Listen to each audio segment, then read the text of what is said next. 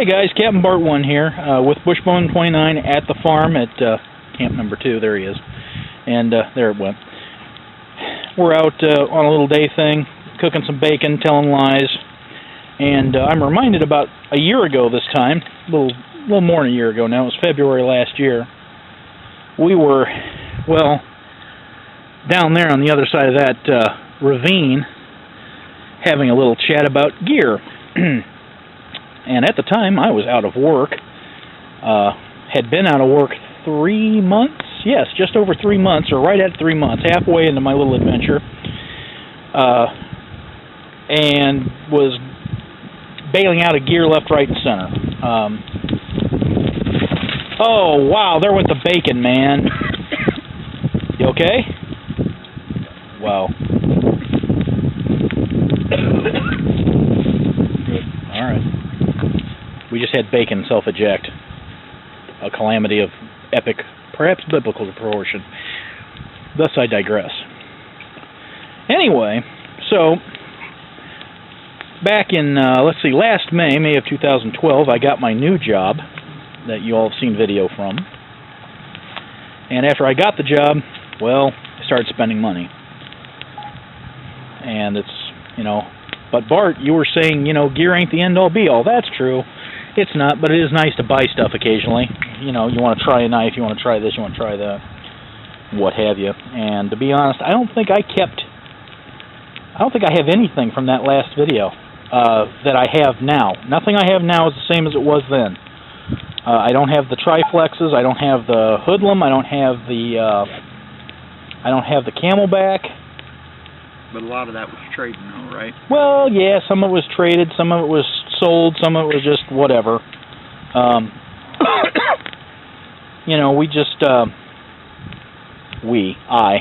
Let's get it right. I'd bought some bags here.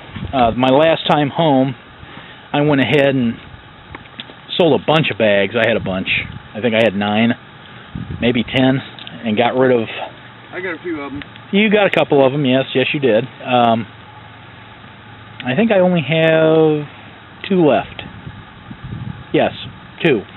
My EDC bag, a bag that used to be my EDC bag that I sold and then bought back, and then one other backpack, a Tom Bin, and that's up on eBay right now. So, I hope to get rid of that here in the next couple of days. And here last trip I bought my first bussy. I bought a Swamp Rat, Camp Tramp. Big knife, 7-inch blade, 1/4-inch stock. It's ginormous. It is a cleaver. Looking at the pictures, well, I guess let me preface this whole thing. I am not look at the picture and, oh yes, that'll work for me. Oh no, it won't. No, very much a hands-on guy. Very much. That's why I do a lot of what I do. I'll buy something, or I'll trade with this guy because I've handled it already, and go, I believe I'd like that. Case in point, this BHK Woodsman Pro. I got trade. Yes. And then in turn traded. Yes, indeed.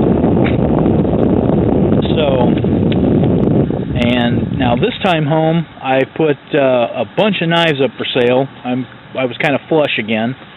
I'm bag poor and knife rich. Now I'm kind of bag poor and almost knife poor. And if you saw the video on the lair, I did a video of the lair earlier today, and I've still got the Swenson, 4 Moras, the BK16 that's all pimped out. What else? The BHK, the Parang, and this Rat 7. So, how many is that? 6, 8, 9, 10, 9 or 10, without breaking my fingers and toes out. So, I got a lot of knives still. But, still not as bad as 2 years ago when I had 30, and a bunch of them were customs. I have one custom chopper, and I had an opportunity to buy that on the Hoods Woods forum. I'm kind of familiar with Luke, and he's not like a BFF or anything, but he is an acquaintance. I want to support an American artist. Anyway, where is this going, you ask? I have no idea where this is going. But I just want to sit here and say, hey, look, you know, you guys have been watching my videos, and if you looked at last February's Gear Chat thing, you know, you're sitting there, well, Bart, that's all well and good, but, you know, you're sitting here now with... Yeah, we were talking less is more back in February. Yeah, a year ago. Well, it's not less is more. It's what you got. You know, the Grail knife, the Grail bag, the Grail cook kit. I still got 1, 2, 3... The problem with that theory, though, is that you have to go through so many. You think, okay, well, this bag is going to be it. And then you think, okay, well, I trade this off, I got something else, or I bought another thing, and that's going to be it. And then the search is never over. Well, no, and it can be, but like my bag here. Yes, the Frost River Isle Royale Junior. And it is an incredible bag. I paid some money for it. Yes, you did. But, it's a really nice bag. It's got a lot of really nice features. It's very nice. I've only had it out a couple times. It carries well, everything else. But it's a little small for me, and also when I carry it, I would rather have a hip belt or some kind of tump line or something secondary way of carrying it. Some extra suspension. Right. And so I think since this ain't dirty, it's never even touched the ground, only used a couple times, I'm probably going to try to sell it and get the senior, the next one up. The full-size Isle Royale. But don't get me wrong, I love this pack. I just want one a little bit bigger. And I think that this is probably going to be it for me as far as a main bag. I have other bags I might bring out from time to time, but, you know, that's pretty much my Grail bag. Now, that being said, if you had... But that's it again. I'm trying to trade the smaller one in for the bigger one, so it's not technically not my Grail bag. If you could have tried them both, knowing what you know now, yeah. I would have got the bigger, because this comes with a removable waist belt, which I really like on my backpack, especially if I'm walking. Most of the time, you know, I hike in, or I bring my truck down or pull a four-wheeler, but on the days I hike in, I really want the waist belt or a tump line, depending on the pack. Right. So, but yeah, and like the Camp Tramp, that's an awesome knife. It really is. It's a lot of knife. But it's not what I thought it was. It was, you know, and I'm going to sell it, and I might lose a little money on it, but, you know, I consider that like rental you pay. You pay for the rental, or you lease it for an amount of time. No, it's not nice for you, even though you may have thought it was in the picture. Oh yeah, and that's the that's the hard part a lot of people face, is the problem with, okay, it looks good on the internet, but then when I get it, it's not what I really thought it was going to be. Right. And there's a lot of that goes on, because I'm very much a hands-on guy. I have to handle it. I have to sit there and touch it and love it and kiss it and hold it and call it George and all that fun stuff. I think you're out of coals too, by the way. Yeah, I know. Okay. But you know, I think the only thing I've bought blind that I was pretty sure I was going to like was my 8-cup Morse pot. That's the only thing I've bought blind without actually physically handling it. Right. That may be the only thing I've ever bought blind that I was sure about. See, I tend to watch a lot of reviews and things like that to try to get the best idea I can before I order something. Very few times will I pull a trigger on something without knowing what it's about. Inches or whatever. That doesn't add. And then I compare it to another bag to get a rough idea of size. Yeah. But chances there's been a lot of reviews I've gotten on it. This wasn't for me. That's why nowadays most of my stuff is gotten through trades so that I can actually handle it. Right. Yeah. And that's the thing with the bushcrafters and stuff. There's enough tastes out there that are different. You can sit there and kind of, I've never seen that before. Let me see that rascal. You know, you could walk up and you have a Blind Horse Knife Woodsman Pro, and the guy across the way from you may have a Brian Andrews off the map pterosaur, and you say, you know, I've read about that. Let me see that a minute. Da-da-da-da-da. Oh, and everyone handles each other's stuff, and then all of a sudden, hey, wait a minute. This is pretty awesome. Hey, you want to swap? Let's swap. Let's swap. We've done that before. He and I have both done that before. I've traded the Bark River Golic for the Buck Hoodlum. Yeah. That comes right to my mind. And I turned around and traded that off after a while for something else. Something else, yeah. That's how the game plays. I mean, he's had several of these Grand First Brooks axes, and he's traded them, sold them on the spot. Just, whoop, there you go. Or whatever. I know he's given one or two away. But, you know, I'm not sure where I'm going with any of this, guys. I just... The gear selection, the thoughts on the gear is a little bit different from what it was in this past a couple Februaries ago, whatever. Yeah. On how we thought of things. We were at the time talking about both paring things down and trying to stick with one of each thing, and, you know, not so much one of each thing, but kind of paring it down. You don't really need to what works. Knives. Yeah. You only need really one knife or and two knives. That's what I've been doing. I have been thinning my herd down a bunch. I thinned my bag herd down a whole lot. Like I said, I am down to my Deuter, my Max Bed Malaga, my Moab 10. Those three are staying. And of course the leather Woodsy Outdoorsy man bag. You know, everything else is going away. And, you know, now with the knives, trying to get that herd thinned down. I've got a lot of things in my trade. I'm getting that thinned down too. I had bought something looking on the internet, got it, and it's not for me. But then it's something that most people don't really want, and it sits in my trade bin for years and years. Yeah, but then you'll find someone who's a junkie like you are about it, and then it's like, oh, hey, I've been wanting to see one of these. You know, perfect example, he's got a Tops Cross Country Alpha that he got 3 years ago at Scott Gossman's shop tour camp out on Columbus Day weekend. We went, and he still got that knife. I got that in trade. Yeah, he traded for it, and see, some of the things on trades too, it doesn't always have to be something you'll want. Like, I traded that knowing that was something I would really like. But you could use it for leverage for something someone else has that you do want. I've done that before a couple times.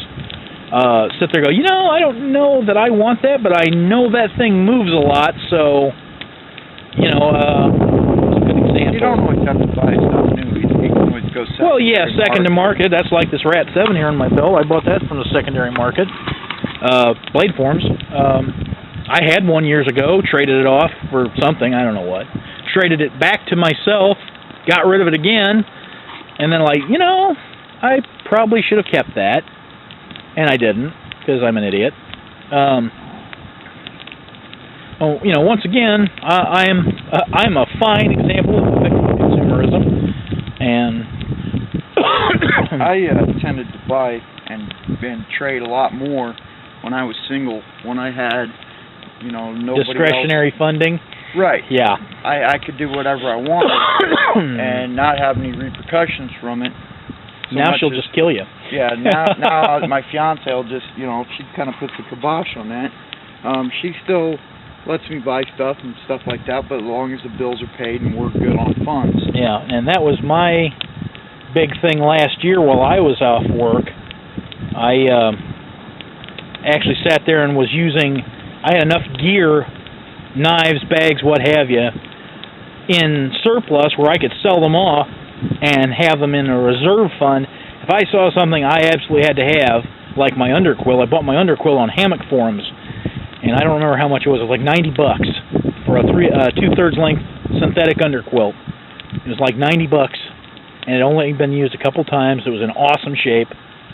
I bought it, and I'm not sorry I did that. I never regretted buying that thing, not ever once. Now, I bought a couple things I did regret while I was off work. You know. You probably traded them or sold them. No, I actually still have them. You know, but once again, it was out of the discretionary fund pile, so was I taking food out of anyone's mouth? No. Should I have bought it to begin with? Probably not. Shouldn't have done that, but what are you going to do? So, So, you know, live and learn, I guess. You know, I made more good judgments than bad ones. Let's put it that way. So, well, I don't know if we accomplished anything in this discussion. Just, I don't know, gnawing at me, I guess, something I wanted to address. But oddly enough, you know, I still use Gatorade and cranberry juice bottles for water. I don't use Nalgene bottles. I still use a cheap alcohol stove. I have a pocket rocket. Yeah, it's one thing I never switched over to doing. I carry Nalgene bottles, and I've got a Nalgene, and well, I don't know if I have my Nalgene with me, but I do have my Clean Canteen 40-ounce with me. Right. And I've always been one that really liked the metal water bottle for the fact that I could boil in it if I needed to. Right. I'm not one of those guys that says, oh, well, if this happens, well, I think about it, but I don't really discuss it too much because it's never happened. You know, I get the stuff in case, but it's never happened. I've only used once where I had to boil in a bottle. Yeah. And, you know, yeah. You know, the water bottles, I'm still using plastic, you know, basically garbage. I'm using stuff reusing, recycling, whatever you want to call it, just repurposing. I'm still using. Wrong with that. It does work good. My cook kit hasn't changed when I backpack. From my backpack, it's still the 12-centimeter Imusa with a separate cup, alcohol stove, little windscreen. Works real good. I changed the stove. I went from a homemade Coke can stove to a Mini Bull design stove, and I like the snot out of that. I think it's a BIOS. BIOS 2, 3, something like that. Anyway, and I traded from this feller here to get it, and you know, different stuff. And that's another thing, though. For the newer guys and the guys who don't have the money to spend, you don't have to go out and buy a brand new, you know, transfer axe where you could get by with a $30 hardware store axe. Yeah, or come into a lot of people do that. To buy bottles or, you know, free store-bought stuff that can be. Yeah, the professor has a lot of videos on scrounge crafting, and he's really good at that. You might want to look at your pot because it's changing colors and stuff. Yeah, might be a little close, and you got a lot of sparks in it. That's all right. And just flavor, right? Fiber. It's fiber. So, push pepper. Push pepper, yes. Anyway, guys, I don't know if I've made any sense here. I'm going to edit this and when I get home and see if I like it. If I don't like it, I probably won't publish it. But, you know, if you guys have any input, put something down here. Give me a little something. Once again, I appreciate you guys subscribing. I sure do. It means a lot. I still get subscriptions. They trickle in 4 or 5 a month. I like it. I appreciate it. I appreciate you guys think I have something even mildly worthwhile to say. Until I get to talk to you guys again, this is Captain Bart 1. Standing by.